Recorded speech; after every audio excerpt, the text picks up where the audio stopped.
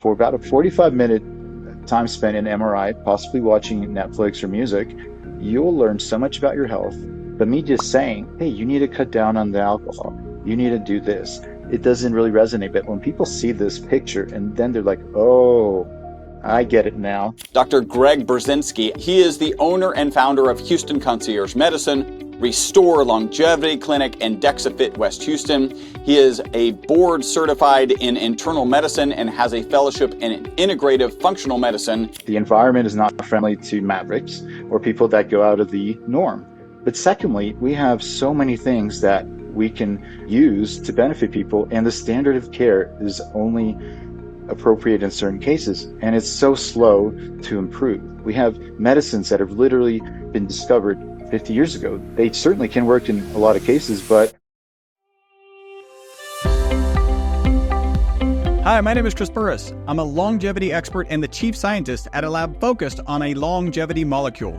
My primary focus is to help people live longer and better lives with science. Make sure to subscribe and share so you and your friends can live longer and better, so you and your friends can live beyond the norms.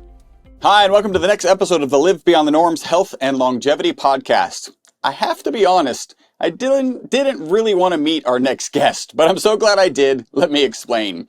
So I wanted to put together some content for a podcast on my high LDL and cholesterol levels, and was advised by a man literally from stage, Dr. Christopher Davis, to go get a Clearly scan.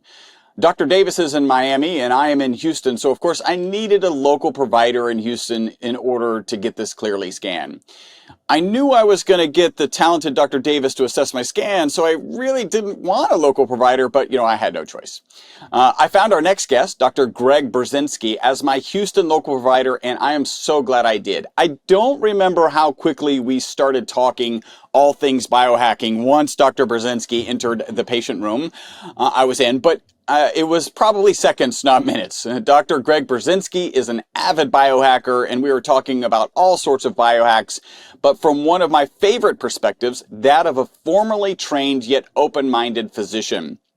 Not a ton of those out there. We started talking about the tests that are available both for cardiovascular disease and cancers, and I immediately invited him to be here with us today. One last personal story. I was at Dave Asprey's biohacking conference having a conversation with a Dr. Alex Carrasco. Somehow Dr. Burzynski came up, and it turns out that they went to medical school together, so I feel like Dr. Greg Burzynski was destined to be on the Live Beyond the Norms podcast. Now, super briefly about Dr. Greg Burzynski, he is the owner and founder of Houston Concierge Medicine, resTOR Longevity Clinic, and DexaFit West Houston. He is a board certified in internal medicine and has a fellowship in integrative functional medicine. His mission is to empower individuals to achieve a healthier and extended lifespan. I hope we can help him on that mission today. Dr. Greg Burzynski, thank you for joining us today. Thanks for having me.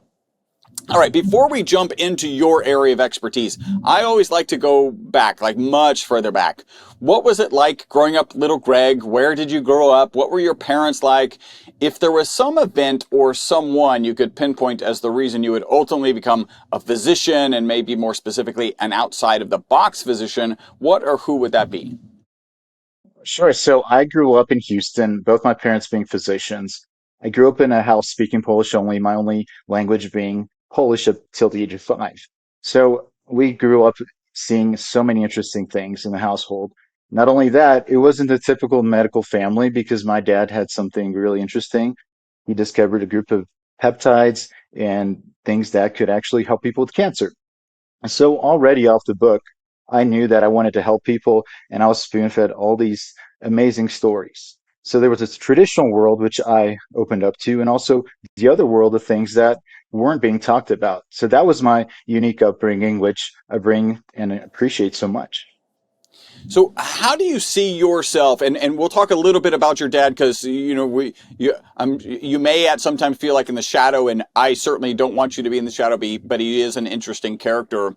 How do you feel yourself kind of landing in this functional medical practitioner, traditional medicine, and biohacking space? Maybe there's some crossovers that make sense for the audience. Sure. So I would have used everything in my toolbox. That's the bottom line. I'm formally trained. I'm board certified as an internal medicine doctor, but I also know there's so much more in that. And seeing that when I was growing up and going to medical school and so forth, it was a sick care system. And I knew that we should fix things way better. So a different approach from sick care, really kind of being more proactive. Most definitely. I think we need all those things like antibiotics, some of these medicines that are amazing pharmaceuticals, but we also can't forget about the old stuff, the stuff that has been around for hundreds of years, literally thousands perhaps, and also the new things that aren't really being spoken about. Okay, so I've got a kind of off-topic question. So I've been wondering something for a very long time. I found a video of you actually on Houston local TV addressing what makes us pass gas. And I have a different question because that's kind of interesting. What is the mechanism that allows us to pass gas and not solids? This has just been one of, that you have these things that are mulling in your mind. Is like, this is interesting. Like, how is the body pushing gas down and not solids down? Sure. So, as you know, our body's amazing. It's a miracle. And just when we eat, we don't tell our body to digest. It just does it. So we have these nerves in that area, in the rectum, in the anal area. It'll basically know based on pressure what's going on. So it's that smart down there that it'll tell us to release a little gas, and that's what we need to do in that opening. We also have these muscles that are nervated, the sphincters. That also helps a lot. Now, if we get sick, we have some problems. These things seem to fail. As we get older, actually, they aren't good. So sometimes we might have a little bit of an accident. Mm, interesting. All right. So okay. So it's a complex but kind of very natural process that's happening. So Right. your father is a bit of a rabble rouser, right? And he has been both praised and criticized for pioneering antinoplastons, which you said are a peptide. So maybe he's like so ahead of, there's certainly a peptide, a swell right now. He's been so ahead of that. Maybe give a little bit of background about him and how his work influences your approach to integrative and longevity medicine. Sure. So he discovered these peptides, which were missing in sick people, specifically cancer patients. He isolated them and then gave them to the patients that were suffering with cancer and had some pretty amazing results in some cases. So then he tried to put that on the market and continues to do so. Now, along the way, it's been a super bumpy ride. And I think as the world is opening up, especially since the COVID days, I've already known this, so it wasn't a surprise that all these things happened during COVID. But the fact is, even if you have something great, you have good intentions, there will be forces that'll probably get in your way, try to take it from you, or stop you. So during COVID, for example, we had local doctors just working nonstop. And what did they get later? They actually got punished. They went to the board, and I was not surprised. The fact of the matter is, you have to understand the agencies that are involved and the money that drives certain things. So with that, I learned the logistical uh, fact that the environment is not friendly to mavericks or people that go out of the norm. But secondly, most importantly, we have so many things that we can just use to benefit people, and the standard of care is only appropriate in certain cases, and it's so slow to improve, right? We have medicines that have literally still have been discovered 50 years ago. They certainly can work in a lot of cases, but I think we can do way better. And we're kind of stuck on that treadmill still. How about perseverance? I have to imagine there was a lot of, you probably felt a lot of stress in the household as people were, potentially prosecuting, but certainly kind of verbally prosecuting him as he's going through down these paths. How does resilience kind of stand out for you? Sure. So I think most people can describe me as a very calm-headed, cool individual. My wife, especially. My wife might get a little excited at times, and I really, I can get excited. Let's just say there's a time for that. But I think I'm a calm creature because I know about the past, all I've been through, my family's been through, and just the perseverance. So that makes me a better doctor, individual in a way. That's very good. Now, you ultimately went to medical school in Poland. You grew up in a Polish speaking household. Was that a foregone conclusion that you were going to go back to Poland for school, or what were some of the factors that kind of weighed in on that? Sure. So I love Europe. I love traveling. Poland is an amazing country. Right now, it's one of the top 20 economies. It's made amazing growth strides in the past years since the wall fell. Um, I visited since I was 12 years old, maybe. I fell in love with the country. I really like cities, environments that have everything going for themselves. For example, I went to Austin UT undergrad. I love Austin. I think most people do. It's a beautiful place, right? So for me, I wanted to have the full experience. So go back to my native roots, and then also study at one of the oldest universities in Central Europe, the Jagiellonian University, which has been around since 1364, right? Which America is now approaching 250 years next year, right? So lots of history. Copernicus was there, one of the top universities worldwide. So not only that, Krakow, Poland, I don't know if you've been, one of the most amazing cities that I can think of, right? Amazing, put on your bucket list, right? I got to live there and enjoy everything. I met my wife there. I also learned about the European culture more, living the life, right? And I think we do some things well in America, but in Europe, they do a lot of the things better, right? The saying is that America's the best place to make money, but I think Europe's the best place to spend it, right? So the typical European has a 6 week vacation, lots of family time. They have the quality of life, I think, dialed in. So that really appreciated with me. Not only that, the system, right? So we spend so much money on healthcare here, and they are still doing okay. The population is relatively healthy, and the hospitals don't sometimes have all this equipment, but they're still managing. So that kind of was an interesting look at how you can still practice and be successful. So again, meshing both things, right? Yeah, that seems to be kind of a thread in your story. So one, you're on a family trip right now in Colorado, so you're certainly living that piece of it. And then it's interesting because a lot of people believe that the medications that often get prescribed are have a binary impact on any aspect of their health, right? They, at least this is how I used to think, like that it's like an antibiotic, right? Before you take the antibiotic, you have the bacteria. After the antibiotic, you don't. But so many of these medications, and maybe what you're describing is we may have advanced technologies here, but they only move the needle 1, 2, 3%. It's not really an end all be all. You don't need the latest and greatest equipment. You just probably need a better approach. Does that resonate with you? Exactly. There's a lot of nuance. I think we can just add everything to the specific situation. So not everybody should be on a statin. Some people should be. Not everybody needs to be on X, Y, and Z drug combination. But again, lifestyle is key. Mm.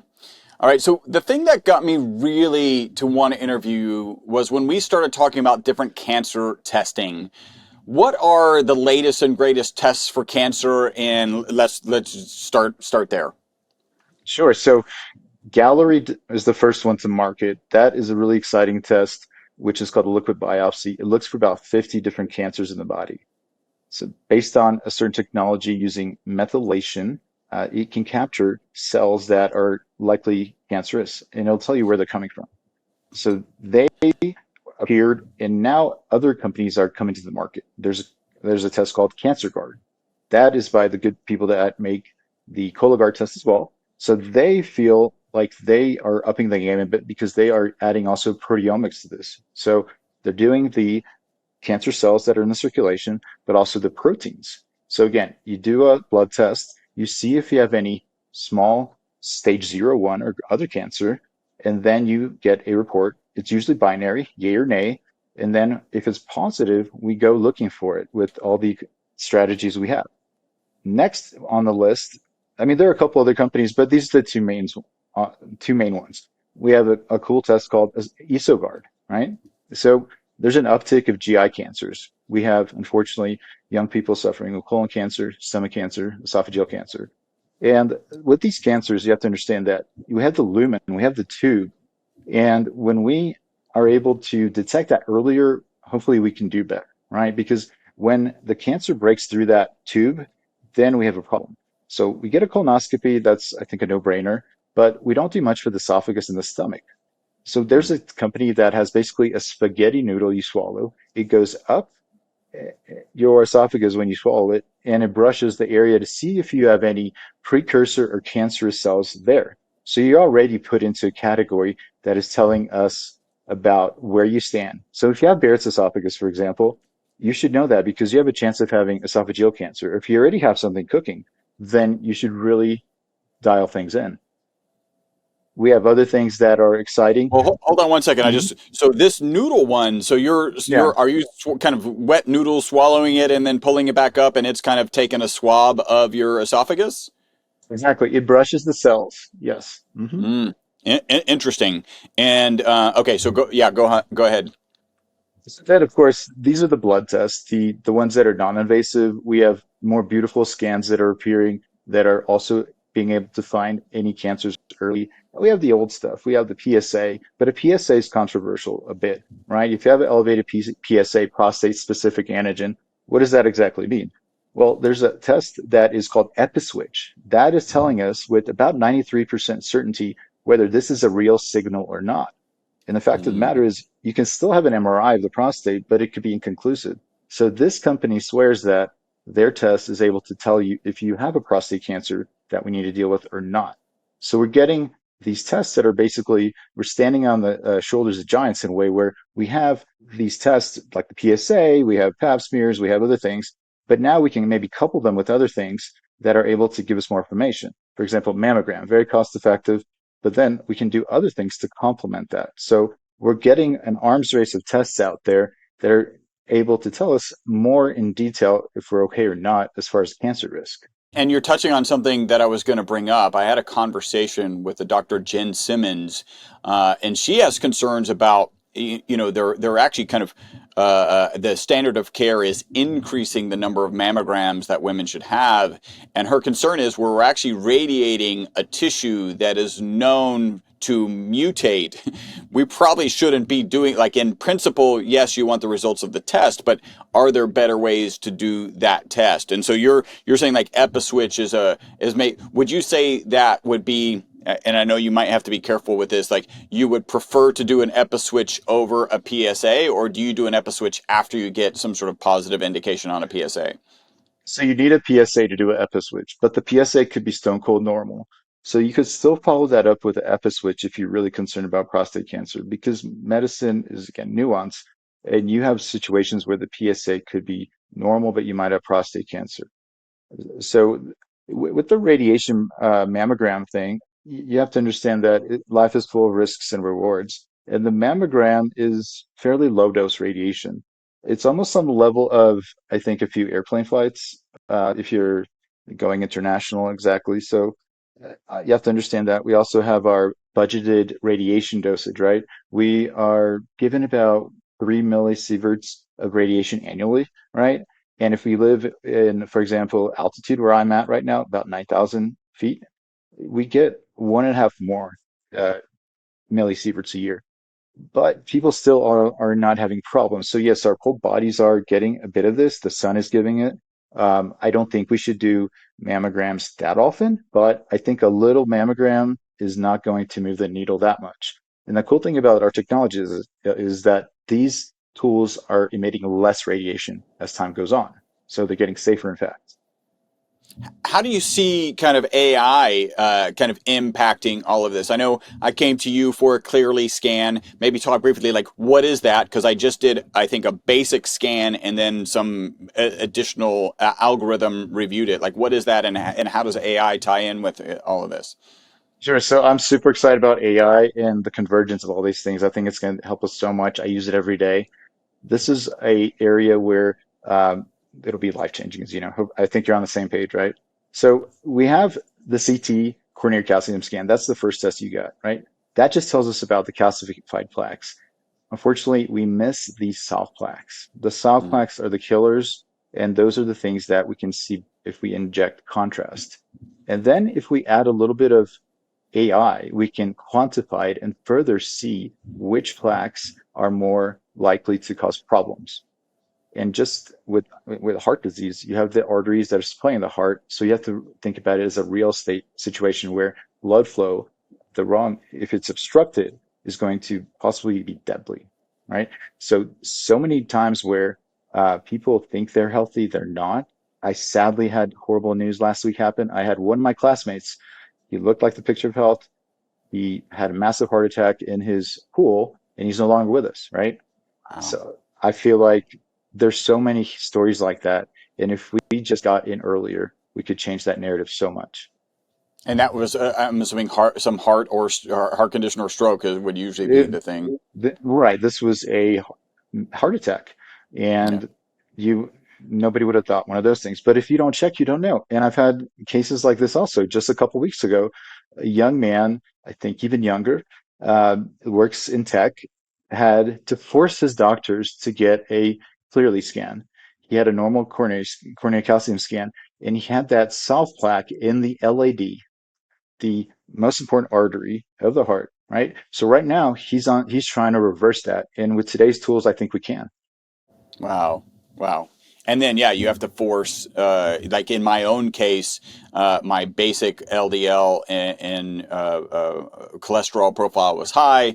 I ordered the advanced, and they were happy to do that. They wouldn't pay for the calcium, so I did that out of pocket. Part of that was for content, and then there's no way they were going to pay for Clearly, right? So that was absolutely out of pocket. But those, in some cases, that's really good. So was he able to? Do you know if he was able to get insurance to cover the Clearly scan on that? He wasn't. No, Yeah. I don't. Very few people are able to. Oh, yeah, but he still needed them to order it, right? So like he's got to convince them to even order it for him to pay out of pocket. Like how crazy is that? Right. And a lot of medicine, unfortunately, is a guild in a way where it's a paternalistic system where you have to ask, dear doctor, please do this for me.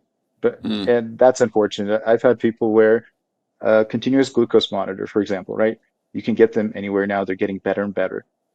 Patient has diabetes, went to endocrinologist, asked endocrinologist, can I have a CGM? He said, you don't need it. That's a bit odd, I think, because it's sort of like saying, well, do you have a scale? You can only weigh yourself in my office. You can't have a scale at home, right? So the mentality of the system is still unfortunate, but I think it's moving for the better. CGM has actually been on my radar. It's just the barrier, and obviously I can cross the barrier, but there's a little bit of a barrier there, right? And I've never taken the time. Like if I could have just like gone to Amazon and ordered one, I would have already been playing around with one. And I think actually that's a good device to be playing with. So let's talk a little bit about cost, right? So you mentioned Gallery, Cologuard or Cancer Guard, kind of same company, EsoGuard, maybe this EpiSwitch. What is the pricing for some of this stuff? And I know these are what I just listed is a huge variety of tests, so it might be a big range. But what does that look like? It's about $1,000 for those tests, plus or minus. That's the general range. But if you think about it, if they are able to capture something, which I've done, then you are saving so much money and you're able to do whatever it is you were still planning to do. Because think about a flight somewhere costs maybe 500, $1,000. We use that money, I think, pretty easily. People spend money on things they deem important, right? Maybe $200,000 for a kitchen, maybe a purse that's $50,000, X, Y, and Z. But even dental work, this is one that always boggles my mind. People will do maybe 15, $30,000 to fix their teeth, but then they don't want to see what's inside their body, right? That is just something that it's a human condition. I understand. So I try to educate people on the value. It's just like your education. You're going to get this back in some way, I feel. I wonder if that's so. So you've got some factors weighing in this decision, right? One of them is standard of care says I don't need it, right? If insurance isn't going to pay for it, I assume it's not going to be adding value. So that's one piece, and then the other is like maybe I don't really want to know, like I'm scared to know. Do you have a sense of like what holds Yeah. patients back more? There are people that don't want to know, which I do Mm. understand, but I feel like you're going to find out anyways, so you might as well Mm. find out now and deal with it in a much nicer way than later. Yeah. Yeah, no, that makes sense. And how about any pressures? Have any pushback as you've recommended to some clients? And you have a unique, like you're a concierge service, so you've got a fairly elite collection of customers. But any pushback just because, and they're already kind of outside the box. But they're like, hey, standard of care doesn't say I need this. Why convince me? Do they ask you to convince them that they need it? Some of them do, and I explained my side of the coin. At the end, it's still a financial thing that they maybe are not ready for. Mm. And I think that's unfortunate. And I think it's not just these tests. I think it's other things. There's a block, just like you tell people to go exercise. They'll say, Mm. I don't have time. And my typical follow-up question is, well, do you have children? And if they don't have children, you have no excuse, literally. Okay. Yeah, Because yeah. it's like I look at exercise like brushing your teeth. So this is just a corollary. But if you can't get people to do the basics, and then they haven't arrived to that destination of just doing what's best for their body. Yeah, yeah, that goes to I've got a guy who's helped me on mindset.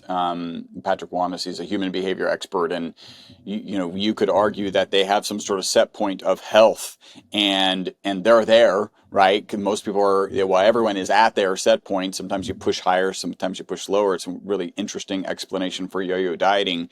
But if you're asking them to push into another realm of health and or understanding, it's outside of their kind of natural comfort zone. I don't know if that resonates with you. Definitely. These are $1,000. If you're not in a position to spend $1,000 on any one of these tests, by the way, which one would you first? I've got $1,000. Which one are you recommending? Well, if it's a cancer question, I would say do Gallery or the Cancer Guard, right? And if that's just a cancer question, then that's the test. Now, of course, there are more affordable tests you can do to learn about other things, right? Because if it's just a cancer question, we can certainly focus on that. But the world is big, right? So if you have metabolic issues, you should do biomarkers in that regard, right? So it largely depends on your interest and your family history, I feel.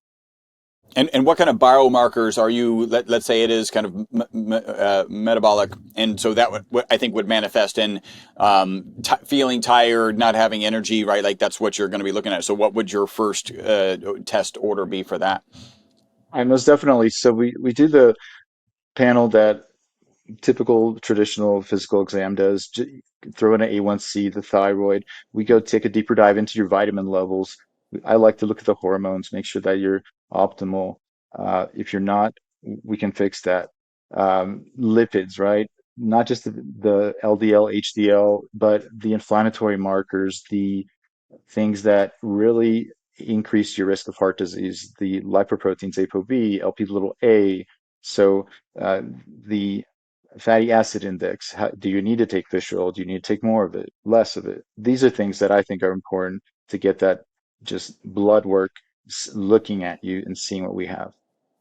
And those are things that often a traditional practitioner would order, right? They don't need to kind of seek out an out of the box thinker like you.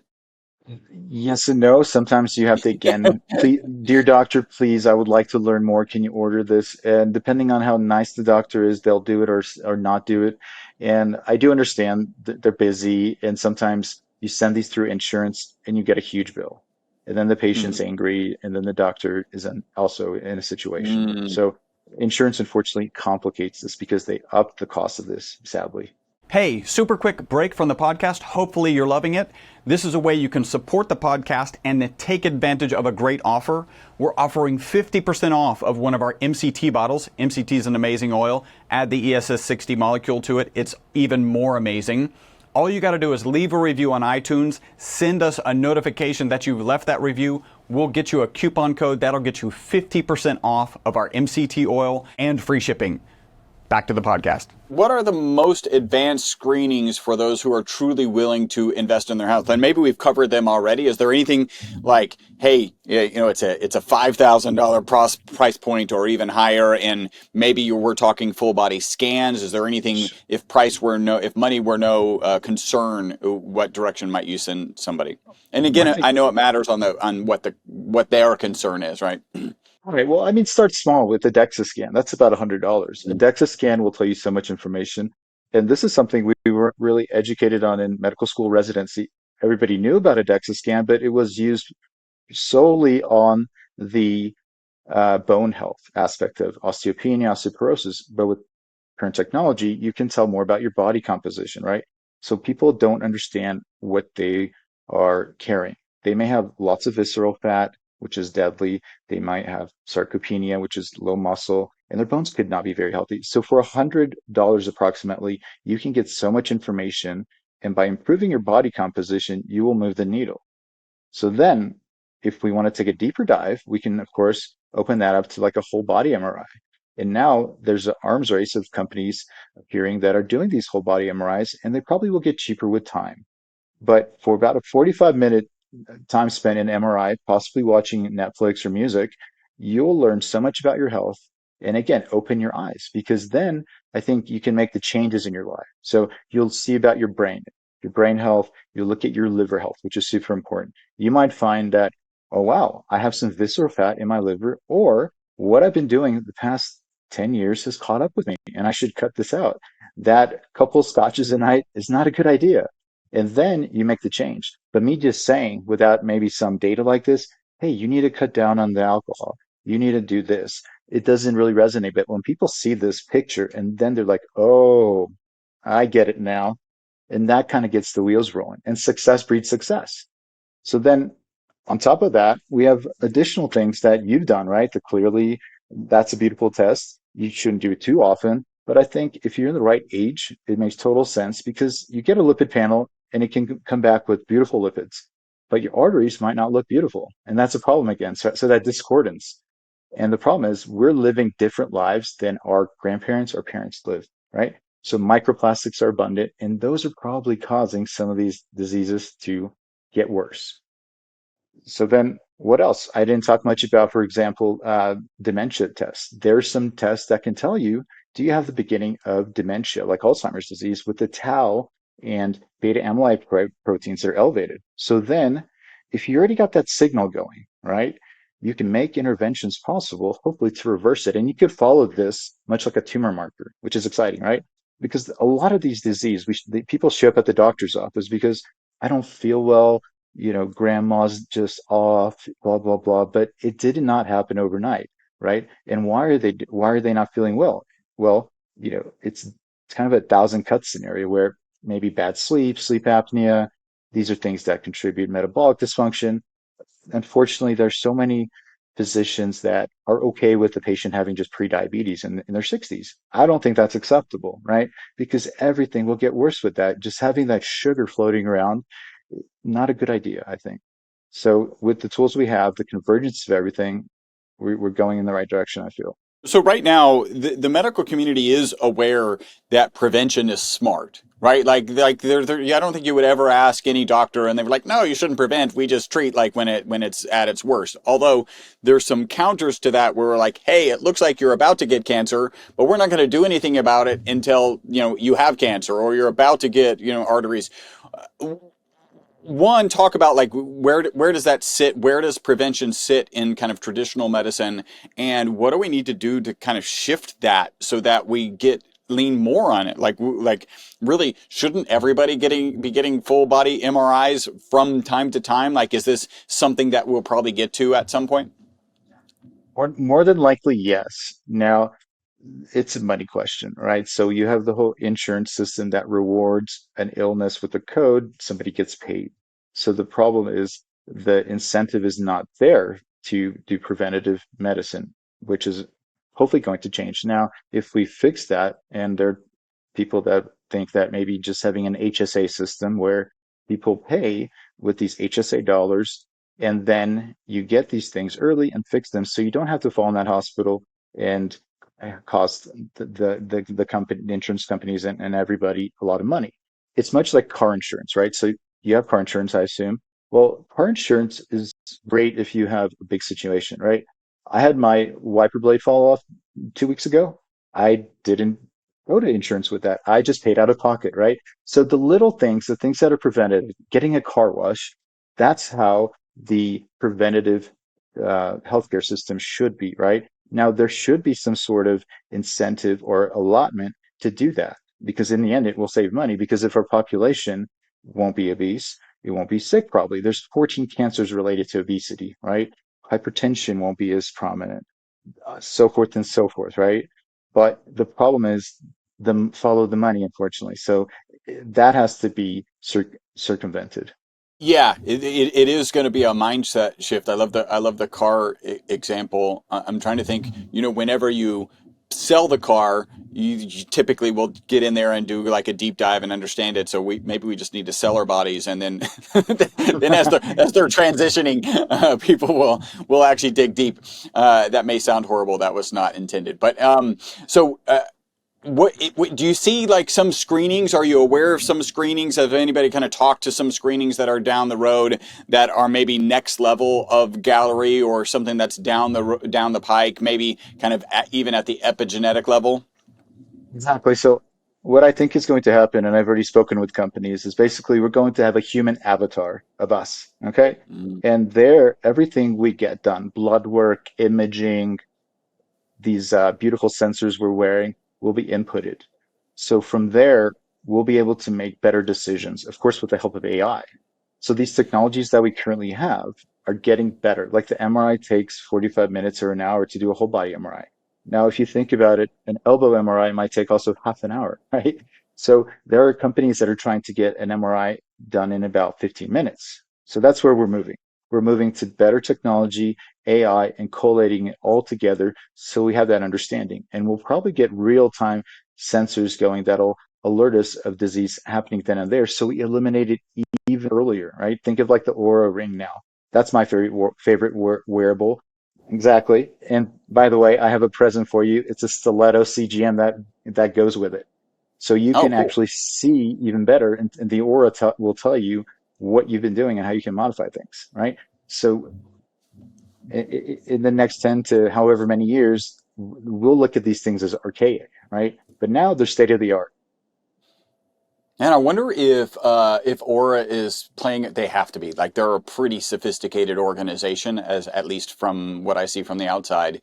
If they're playing around with like using AI to look at data and process information. I mean, even back when COVID was first coming around, the Aura Ring was pretty good at identifying COVID, provided you had the baseline temperature data it notices, and it actually will give you a warning of, if you're fighting something. But yeah, there's so much. Now you throw in, the LDL levels, you throw in other things, and you can really get a good assessment of what the concerns might be. And maybe, like we've talked about, a big variety of tests. It may say, hey, you don't need the Gallery, but you really do need to do the EpiSwitch, right? Like that's pretty fascinating. Right. Or So hormones even, right? Because hormones are very important, right?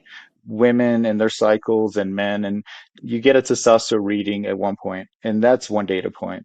But what do you look like throughout the day? What do you look like when you didn't study for that exam, so to speak, right? For that blood test. and isn't that what made, was it Thermetics, the lady who was claiming she was going to do all Hmm. this testing with one drop of blood? I mean, that was the The sexiness idea. of that Hmm. opportunity, right?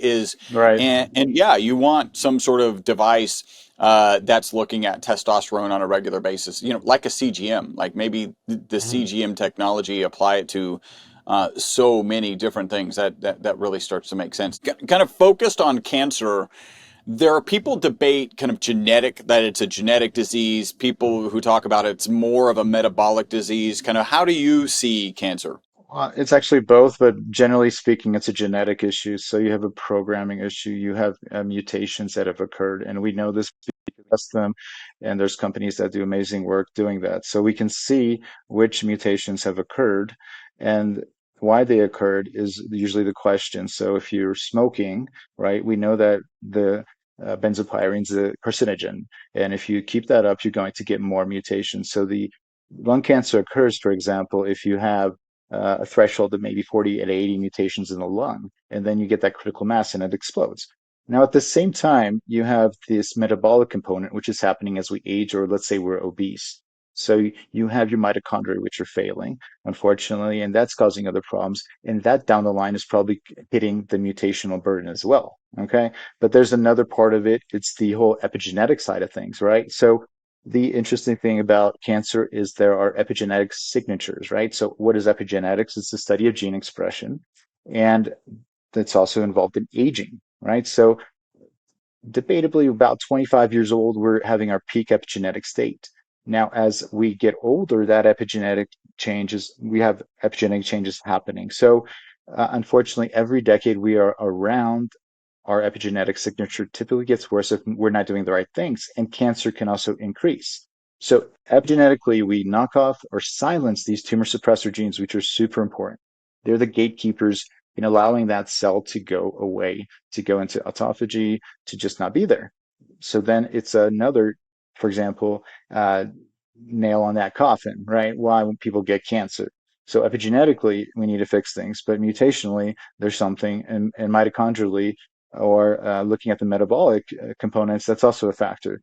Now, children typically don't have the metabolic issue, right? They get bad luck and they have cancer, right? Metabolically, they're fit, right? Their mitochondria are probably usually good.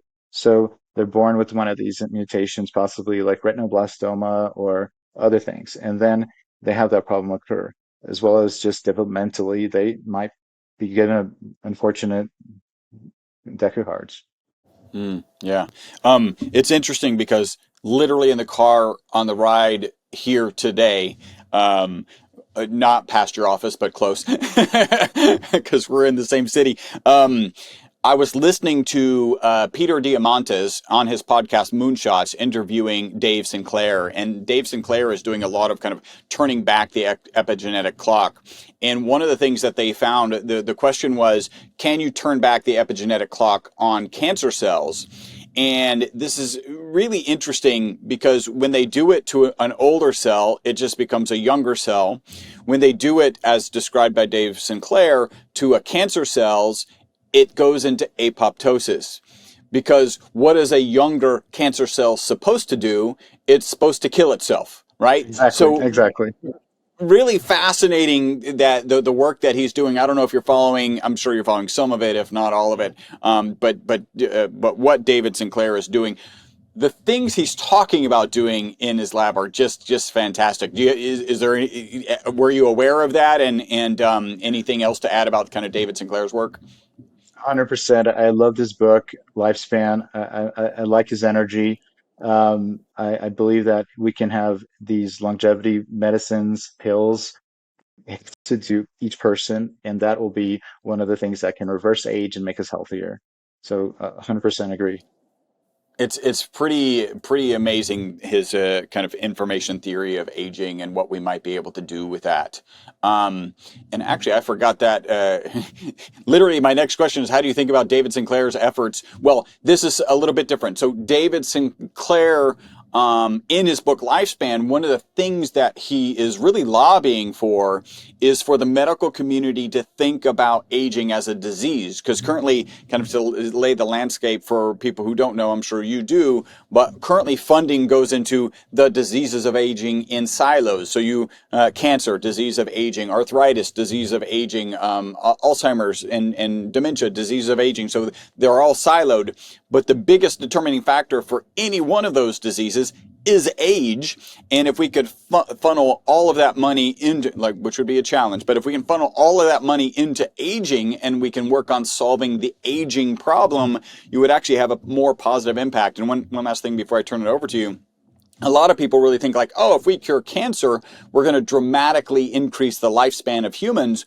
But in fact, we're only going to extend it by something like 5 to 8 years, because the next, of the four horsemen, the next disease of aging is going to step in and take you out. How do you see kind of that piece of David Sinclair's efforts?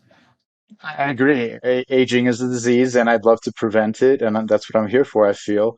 And I feel like if we are able to funnel more of this money and resources to it, certain diseases will be put into the archives, right? Like we don't really see rickets in the it's a Yeah. deficiency issue, right? But um, what we see now will be just will in the history books. So that'd be amazing if we could get governments, organizations, pharmaceutical companies to shift into that arena. You grow up in a medical family, kind of pushing the envelope in terms of cancer, and so kind of growing up, mindset must have been, hey, let's solve this disease. When do you remember when you kind of started shifting over to like, let's address aging versus just the disease? Well, believe it or not, my father actually had an epigenetic theory of aging published in, I think, 2002. So he was one of the people that already was knowing this. And this was one of our dinner table discussions. So the actual medicines we're using were able to work epigenetically. That's why the connection was there. So amazing Mm. things where we're able to see hypomethylation of promoters and then that having a benefit in aging because the interesting thing is the treatments he was using, they were not only helping people with cancer, they were helping them, they were being younger in a way. They were looking to be younger, right? So that's the amazing thing. So there's that confluence of aging and cancer and epigenetics, which I was an early adopter, I guess, like you could say. I learned about it when I was literally in college, where people didn't know anything about it. Wow, that's pretty cool to be on that front row. Um, and so people who are going through that treatment, right, which is the antineoplastins, I'm sure I butchered it. um, so they're not only did they see some of them saw some improvements in cancer, but maybe a larger percentage saw just kind of overall health improvements. Exactly, there were these improvements we were noticing, and when we dug deeper, we understood that, well, they were working epigenetically and also on the histones, on all these components. So we put everything together and realized that this is one of the causes of aging. It's not the one only one, right? There's the hallmarks of aging, but this is certainly a big one. Interesting. Interesting. So as you're kind of pursuing addressing cancer, the way you ended up addressing cancer was actually kind of by rolling back one of the clocks, if you will. Exactly. There was a study, for example, where bees were given uh, a substance, part of the antineoplastin family, and they were able to reverse their age, right? Very interesting. So, uh, if only we could continue this, right? But it's a resource thing. Yeah, interesting. That is really cool. All right, so your company, resTOR, RS, and then capital TOR, I'm assuming is related to mTOR, right? Talk a little bit about kind of how you came up with that name, and because I think those kinds of stories are neat. Sure. So a little bit of a nerdy thing, right? The mTOR pathway, mammalian targeted rapamycin, it's one of the things that we see that is off as we're aging.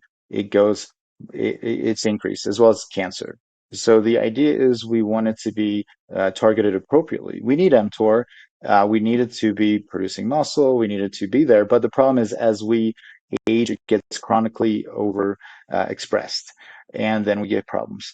So one of the molecules out is sirolimus or rapamycin from the island of Rapa Nui, Easter Island, which I actually visited and was amazed by the Rapa statues. Beautiful place. But then you have people that started studying it more, and as you probably know, it's one of the probably geroprotectant candidates out there. One of the things that is able to decrease aging in all species. We can't say that about many things. So this is my passion to kind of give that little scientific background to aging and longevity because me being around in this area, you know, it's been called alternative medicine, anti-aging, and people essentially pumping people full of hormones. But I think in today's world, we really need to get to the molecular structures of why aging happens and tackle the hallmarks of aging and something like mTOR, which we can do by tackling another pathway like AMPK. And we don't have all the answers, but I think with everything that's coming out, we'll be closer to that.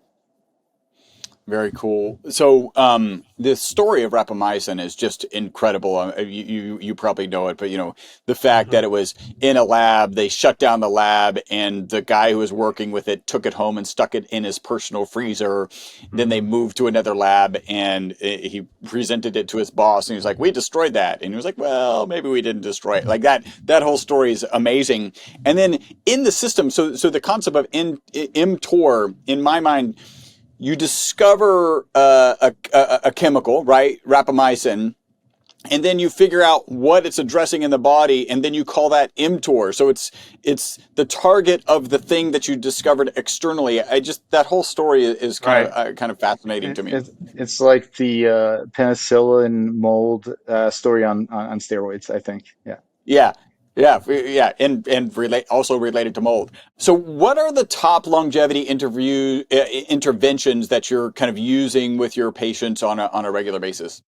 Well, I first want to make sure that they're going to make it, and we have to take a deep dive, make sure their hearts are okay, their cardiovascular systems, and they don't have cancer. Because people want to come in for these fun things. They want to take peptides and this and that, which is great. But I want to make sure that you're going to be around. There's so many people that they thought they were healthy, they were living the purest life, but because they ignored one thing, they got knocked off. And that Mm, just sad. So the fundamentals, right? We want to make sure people are sleeping right, eating right, avoiding these things. So we put it all together, and then based on what the person's ready for, right? Because some people don't want to do some of these things, and I get it. Then we have a discussion, and it's a game of tennis, really. We want to make sure that the goals are unified. If that person really still wants that, wine o'clock, that's fine. But uh, think about what, could be better, right? Maybe cut out at least the weekday drinking, right? So we have that discussion. And then they notice, mhm. wow, oh my God, this is amazing. And they can still have that wine, but just let 80% of the time do the right thing. Yeah, no, that makes sense. I think it's one of the things that I try. I lean on Dave Ramsey's approach to credit cards. I know this sounds really crazy to start off with, where logically you should pay off the highest interest rate credit card first because that's where the math works. But from a human perspective, how people get motivated, you actually pay off the lowest amount first so you can check that off the box. Like, so how do we speak to humans so that they'll be motivated? And so you want to address, hey, a lot of people I think are afraid of doing like food sensitivity tests. In fact, I literally had this conversation with my wife last night. Like, you probably need to do a food sensitivity test. And her response was, yeah, but I'm worried I'm not going to be able to eat the stuff that I want to eat. And I'm like, yeah, an important thing to notice, it doesn't mean never, right? Like, you're not saying, Exactly. hey, Hmm. never ever have a Hmm. drink, but hey, like there's a better balance than where you're at. And drinking is an interesting one. Like, the next generation is drinking a whole lot less than certainly we did, and maybe even still do. And even Joe Rogan came out recently and he was like, yeah, I think I'm done. I'm not drinking anymore. I can go out and have a good time with my friends and not be, there's a reason they say, what's your poison? Because it's literally poison. Like, Exactly. I agree with you. so, but still, it's fun every now and then. So how do cutting edge tools like advanced blood biomarkers, imaging fit into this personal? Well, let me roll back, because I think you shared at least one case. Do you have any other cases where somebody came in, they're like, hey, I just want to run faster, or I want to, whatever, feel more focus, and you started digging in and there were some surprises that, like, what are some of the surprises that you tend to bump into that people are so thankful they actually came to you for? I mean, there's so many, but I mean, a lot of times people think they're an A student when they're not, and that's where you get to sort of peel the onion, and you show them, well, look, you have osteopenia. Osteopenia leads to osteoporosis. If you don't do anything about this, this could be an end game, because what happens if you fracture a hip or this and that? The statistics are not friendly. So again, people think they're A students, but then if you look at this, and then you look at the heart, for example, you take a deeper dive, and people have gone to clinicians. They've been told, get on a statin, and there are a lot of people who say no, thank you. But then if you show them, for example, the scan, their father died of heart disease. Well, they don't have to be on a statin, but they need to do something about it. So that optionality is there, and at least the insight. If somebody sees that their liver's messed up, they're going to try to fix that, because they know that, oh wow, grandpa had cirrhosis. That was a horrible disease. I don't want that. So every case is specific, and obviously the low hanging fruit ones are where if you catch an early cancer, right? Nobody thought they had a cancer, but you had a cancer that was lurking. Boom, we cut it out. It's gone. You didn't have to go through a barbaric treatment that was going to be very expensive. Yeah, yeah, those are, yeah, the things that really people should be maybe a little bit more afraid of than they are, until they're, at one point potentially terrified of them. And I like the concept of, you're gonna know whether you have it or not at some point. The sooner you know about it, the more you can do about it. All right. Well, is there anything else kind of about practice and approach? We've touched on so many different things. I want to roll into our wrap up questions, but I just wanted to give you the opportunity if there's anything that you feel like maybe we missed. I think it's awakening right now, in the sense that we're living in amazing times, and we might enter in a time where we have longevity escape velocity, right? So Mhm. I think you know what that is, right? But basically, in maybe 10, 15, 20 years, we may be able to stall our biologic aging, right? So in 15 years, I'll be 60. And if the technology has gotten so amazing, and ChatGPT, whatever, is now with an IQ of 1,000, right? We're going to be able to do so many things and potentially reverse our disease, right? So I think you're on that wavelength, right? So right now it's critical to not mess it up. So Mm. if you have not the best health, I urge you to reconsider that because you will be totally missing out, right? And it just doesn't hurt to look at the other side, right? Because a lot of people think that, oh, this is, foo-foo, whatever. I don't need this. I'm just going to have my huge fajita platter and, carry an extra 20 pounds, and it's okay to be pre-diabetic. I'm taking my statins. That's protecting me. That's not right. That's just wrong. So I urge people to sort of enter that reality because I think the future will be abundant. Hopefully we won't sit up, but I think right now it's so critical. It's kind of like our adolescence in a way that if we don't get the education we need in those formative years, if we don't do the other things and we do the right things, we're not going to have the best later years, right? So it's such an important time right now because so many exciting things are happening. Yeah, the way I kind of describe it, right? If we reach this kind of longevity escape velocity, there will be one person who will be the last person to die of natural causes. And it would suck to be that person. Well, they won't know it, but it will suck to be that. You want to be on the other side of that line. And so do everything that you can now to be healthy and be on the other side of that line. All right, here we have our wrap up questions.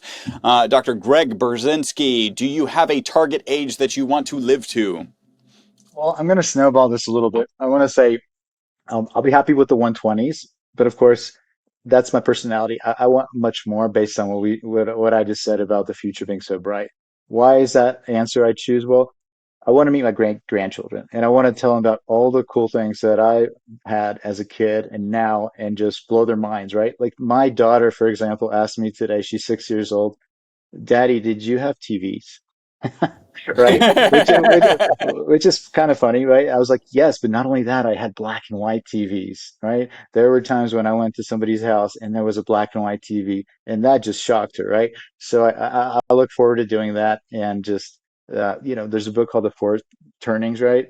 And I think if we get to live long enough, we'll be able to kind of stop those things where just society keeps on messing up. So I think that's the beauty of it. You could have pulled. There's Calvin and Hobbes as a cartoon, and one of my favorites is when Calvin is asking his father why the pictures are in black and white, and his father says, "Oh, color didn't exist yet." I could have told her that. Yeah, yeah, yeah. All right. How long do you think humans can live? I do think the sky's the limit. It's a programming hardware thing that we're dealing with, as you kind of alluded. It's what we put in our bodies and program and give our body the information of. So, as you have the whale, right? That's 500 years old, right? I think we can totally match that as our technology gets better. I think the sky will be the limit, and we'll be able to, in a way, be immortal. So I think your answers are probably very similar to mine, which is like today, like in this moment, 120, right? My goal is kind Yeah. of 125, and that's kind of where I think humans, that's how long they can live. And then I think the sky is the limit, kind of moving forward, like with as rapidly as medical information is changing. What are 2 to 3 protocols, habits, mindsets? Let's call them shortcuts because everybody likes shortcuts to longevity and a long health span that you would share. Sure. I think one of those that is you don't need anything for it. You need a purpose. I think for people that don't have a purpose, then they have a problem, and they could be in generally good health, but you can also be conversely in bad health. But if you have a purpose, I feel like that will get you over the finish line. So people that retire and then lose that purpose, the mortality rates are very, very scary. Obvious things, right? We need to eat right, move. So movement is important. That's like I mentioned, brushing your teeth. You need to figure out ways to get that going. No excuses. And sleep. Those are the fundamentals, I think, right? You got to get good sleep. If you don't get good sleep, then everything else doesn't really matter. And then we can do all these beautiful things, all the supplements, pharmaceuticals, biohacking, but the ice plunge doesn't make sense if you had crappy sleep, right? Mm. Yeah, no, that makes sense. Can you think of maybe one or two things that people are getting absolutely wrong regarding longevity and a long health span?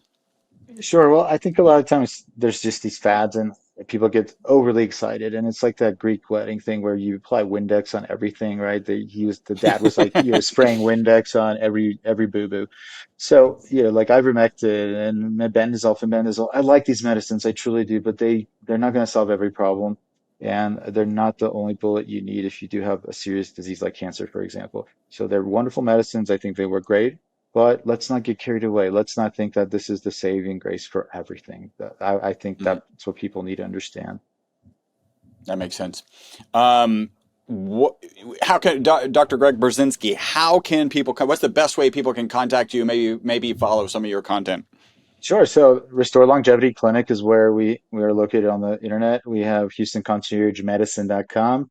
We're also on the usual social media sites, Instagram, and of course, give us a call. And what in the near future are you excited about? Well, just the confluence of everything that we see today in society that is abundant. We have technology that's rapidly evolving. We have amazing tools that are coming online. I briefly mentioned the preventative imaging, all these biomarkers. But the thing that I'm super excited about is some of these pharmaceuticals, even that will make obesity optional and sarcopenia optional. So we'll be having all these longevity molecules hopefully coming out soon that will have us at our prime. Of course, this will take some time, and I think the regulatory part of the equation is a challenge, but I think we can do this, right? Because we have amazing things in the pipeline, and there's no reason why we can't take advantage of them, and people don't have to, for example, travel to a faraway area to get something like follistatin, right? Or these things should be available, and there should be so much more invested, and people should realize this is what they need. All right. So restore longevityclinic.com. We'll get the social media so that they can follow you. Dr. Greg Burzynski, thank you so much for joining us today. Thanks, Chris. It's been a pleasure. I hope you enjoyed this episode of the Live Beyond the Norms podcast. Make sure to subscribe and follow.